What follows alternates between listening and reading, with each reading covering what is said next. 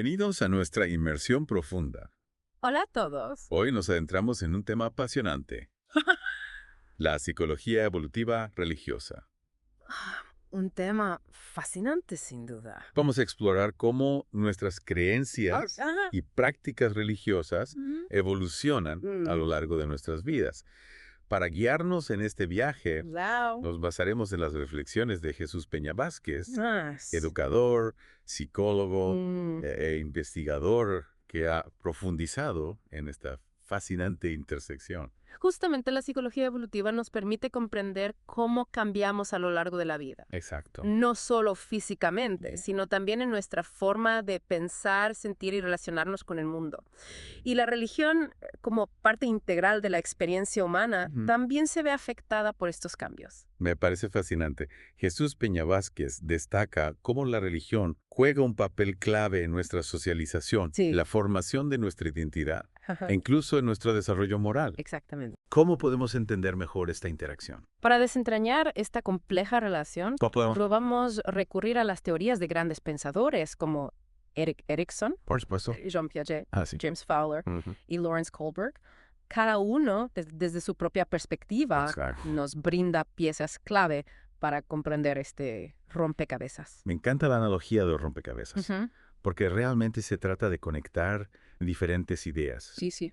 Empecemos con Erikson, por ejemplo. Ujú. Su teoría psicosocial nos habla de las crisis que enfrentamos en cada etapa de la vida.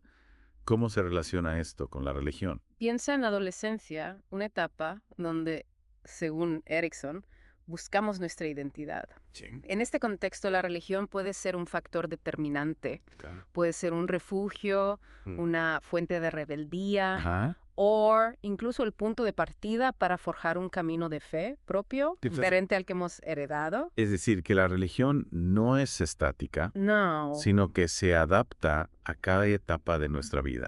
Exactamente. Recordando mi propia adolescencia, pasé por momentos de cuestionamiento Sí. y búsqueda, tratando de reconciliar mi fe con mis propias experiencias. Exactamente.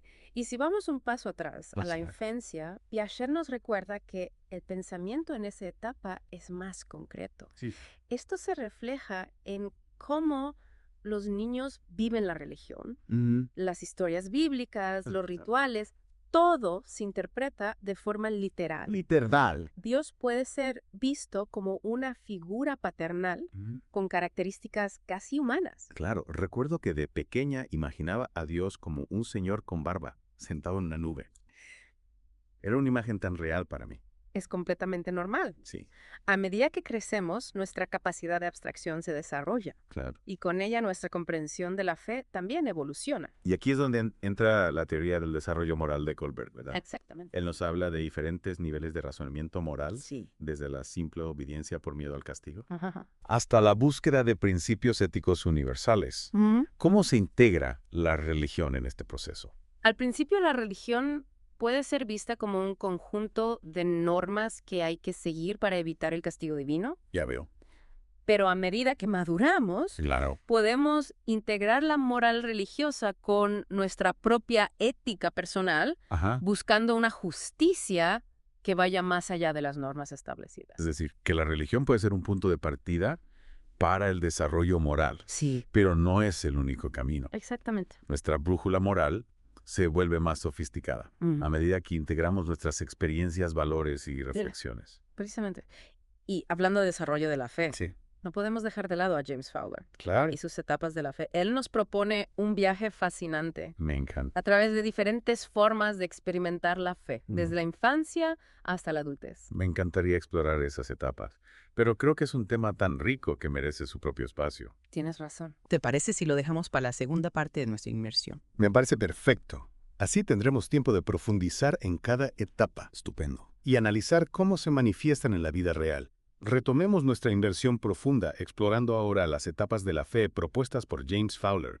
Recordemos que este modelo nos ayuda a comprender cómo nuestra relación con la fe evoluciona a lo largo de la vida. Exacto. Y como mencionamos anteriormente, este viaje comienza en la infancia con la fe intuitiva proyectiva, donde la imaginación y la fantasía juegan un papel fundamental. En esta etapa, que abarca aproximadamente hasta los 7 años, la fe se vive a través de imágenes, símbolos y emociones intensas. Los niños absorben las creencias de su entorno familiar sin cuestionarlas demasiado, integrándolas a su propio mundo interior. Es como si la religión fuera un cuento de hadas lleno de personajes mágicos e historias fascinantes. Recuerdo que de niña me encantaba escuchar las historias bíblicas, especialmente las que hablaban de milagros. Para mí, todo era posible en el mundo de la fe. Claro, en esta etapa el pensamiento mágico predomina la realidad, se mezcla con la fantasía. Dios puede ser visto como un ser omnipotente que vive en las nubes los ángeles, como protectores con alas y los demonios como criaturas terroríficas que habitan en la oscuridad. Y en esta etapa la figura de los padres y educadores es fundamental, ¿verdad? Ellos son los que transmiten esas historias y creencias. Exactamente. Ellos son los encargados de contar las historias, enseñar las oraciones y crear un ambiente donde la fe se vive de forma natural. Por eso es tan importante que en esta etapa se fomente un acercamiento a la religión positivo y lleno de amor, evitando el miedo o el castigo como herramientas de control. Totalmente de acuerdo. Y a medida que los niños crecen y su capacidad de razonamiento se desarrolla, entra en la siguiente etapa, la fe mítico-literal. Así es. Esta etapa, que se da aproximadamente entre los 7 y los 12 años, se caracteriza por una mayor comprensión de las narrativas y doctrinas religiosas, pero aún desde una perspectiva literal. Es decir, que se toman las historias bíblicas al pie de la letra, sin cuestionar su simbolismo o interpretación. Para ellos la Biblia es un libro de historia donde todo lo que se narra es real y verdadero. Exacto. Y en esta etapa también se desarrolla un sentido más claro del bien y el mal basado en las normas y mandamientos religiosos. Se empieza a comprender que hay acciones que agradan a Dios y otros que le desagradan y que nuestras acciones tienen consecuencias.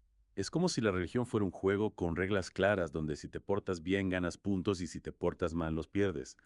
Recuerdo que en mi infancia me esforzaba por ser buena, para no defraudar a Dios y evitar el castigo. Es una analogía interesante. Aunque la fe en esta etapa es aún muy literal, también se empiezan a formar los primeros valores morales y espirituales. Se aprende sobre la importancia del amor, la compasión, la justicia y la honestidad. Valores universales que, aunque se presenten en un contexto religioso, trascienden cualquier credo. Claro, y a medida que los niños se acercan a la adolescencia comienzan a transitar hacia la siguiente etapa, la fe sintética convencional. Exactamente. Esta etapa suele iniciarse alrededor de los 12 años y puede extenderse hasta la adultez temprana. Es una etapa de grandes cambios, tanto a nivel físico como emocional y social. Se empieza a formar la propia identidad, se busca la pertenencia a un grupo y se cuestionan las normas establecidas. Y en este contexto, la religión puede jugar un papel crucial. ¿Cómo se integra la fe en esta búsqueda de identidad y pertenencia? En esta etapa, la fe se integra con la identidad grupal y se busca la aprobación de los demás. La religión se vive en comunidad y se busca un sentido de pertenencia a algo más grande que uno mismo. Las figuras de autoridad como padres, líderes religiosos o amigos tienen una gran influencia en la configuración de la fe. Es como si la religión fuera un club al que quieres pertenecer, donde compartes valores, creencias y rituales con personas que piensan como tú.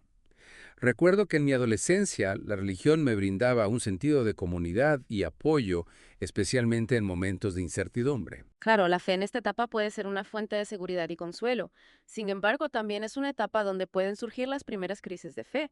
Al empezar a chocar las creencias heredadas con las propias experiencias y reflexiones, surgen preguntas e inquietudes. Es como si la fe que antes te servía como refugio de repente se convirtiera en una jaula que te limita. Empieza a preguntarte, ¿realmente creo en esto? ¿Esto tiene sentido para mí? Exactamente.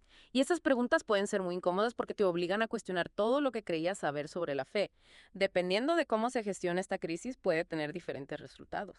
Es un momento crucial en el desarrollo de la fe, donde se ponen a prueba nuestras creencias y se forja una identidad religiosa más personal. Sin duda. Y si logramos superar esta crisis, entramos en la siguiente etapa. La fe individual reflexiva, que se caracteriza por una mayor autonomía y una búsqueda más personal de la verdad. Me parece fascinante cómo Fowler describe este proceso de evolución de la fe. Y me encantaría profundizar en esta etapa individual reflexiva que parece ser clave para el desarrollo de una fe más madura y auténtica. ¿Te parece si continuamos en la próxima parte de nuestra inmersión? Por supuesto. En la próxima parte exploraremos con más detalle la etapa individual reflexiva y las etapas posteriores para comprender cómo la fe puede seguir transformándose a lo largo de la vida. Retomemos nuestra inmersión en la psicología evolutiva religiosa. Habíamos llegado a la etapa individual reflexiva de la fe según James Fowler. Si mal no recuerdo, esta etapa implica una búsqueda más personal y reflexiva, ¿verdad? Exacto.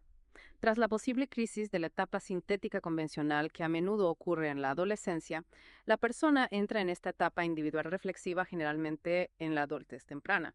Aquí la persona asume la responsabilidad de su propia fe. Ya no se trata de seguir ciegamente las creencias heredadas o las normas del grupo. Es decir, se produce una transición hacia una fe más autónoma. Precisamente, se cuestionan las ideas preconcebidas y se busca una comprensión más profunda y personal de lo que se cree. La persona se convierte en su propio teólogo, analizando críticamente la información recibida, explorando nuevas perspectivas y buscando respuestas a las grandes preguntas existenciales. Y este proceso, imagino, puede ser bastante desafiante. Implica enfrentarse a la incertidumbre, a la duda, a la posibilidad de que algunas de las creencias que antes se daban por sentadas ya no tengan sentido. Sin duda. Es como si se desmontara el edificio de la fe para volver a construirlo desde cero, pero con cimientos más sólidos. Este proceso de reconstrucción puede llevar mucho tiempo, incluso años. ¿Te acuerdas de alguna pregunta que te hiciste durante esa etapa de tu vida? Tal vez sobre la existencia de Dios o el significado del sufrimiento. Claro, recuerdo haberme cuestionado muchas cosas. Por ejemplo, ¿por qué del sufrimiento en el mundo si Dios es supuestamente bueno y todopoderoso? También me pregunté si la moralidad era absoluta o relativa y cómo mi fe encajaba con los descubrimientos científicos. Son preguntas profundas que resuenan con muchos de nosotros.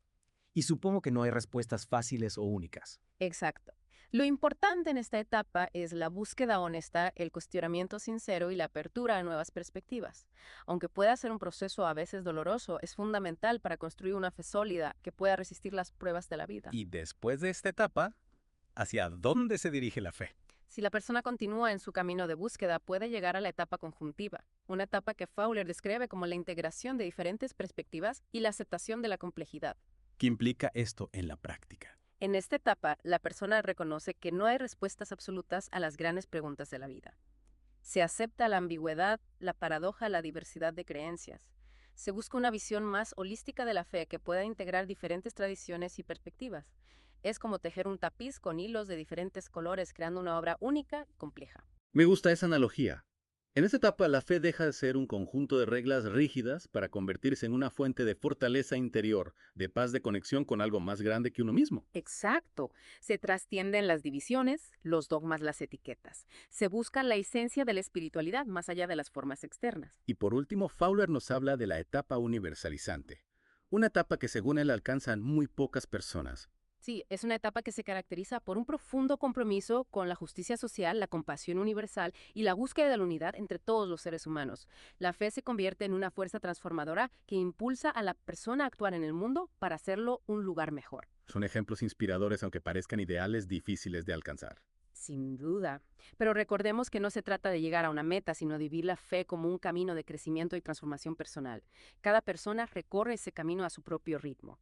Lo importante es mantener la mente abierta, el corazón dispuesto a amar y la voluntad de seguir buscando la verdad. Y hablando de seguir buscando la verdad, recordemos que este recorrido por las etapas de la fe se basa en el trabajo de Jesús Peña Vázquez, educador, psicólogo e investigador, que nos ha guiado a través de este fascinante tema.